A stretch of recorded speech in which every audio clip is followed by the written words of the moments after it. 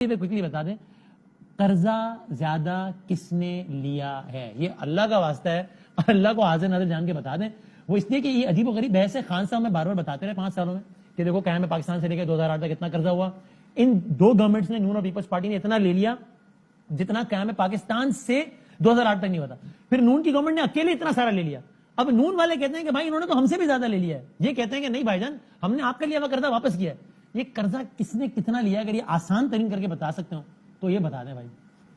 वसीम साहब, कर्जा किसने कितना लिया ये स्टेट बैंक की वेबसाइट पे लिखा है जी। मैं आसान अल्फाज में आपको बता देता हूँ। हाँ। कि जब पीपल्स पार्टी की हुकूमत 2008 में आई थी तो उस वक्त पब्लिक डेट एंड लाइबिलिटी जो कहलाता है पूरे मुल्क के ऊपर, वो 6,000 अरब का कर्जा था।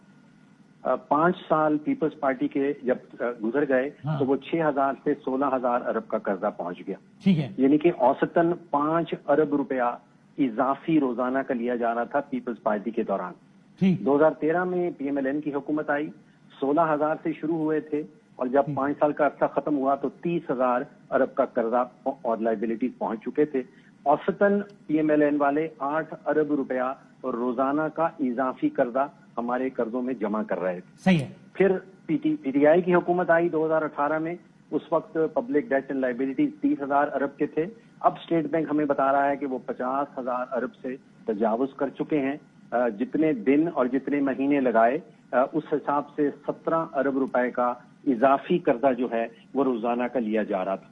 तो 5 अरब पीपल्स पार्टी के रोजाना इजाफी कर्जा, 8 अरब पीएमएलएन के दौरान और 17 अरब जो है वो पीटीआई के दौरान। और ये हम नेट कर्जे की बात कर रहे हैं, यानी कि नून ने भी कुछ लिया होगा तो कुछ पिछलों का वापस भी किया होगा, पीटीआई ने भी लिया होगा तो पिछलों का वापस किया होगा।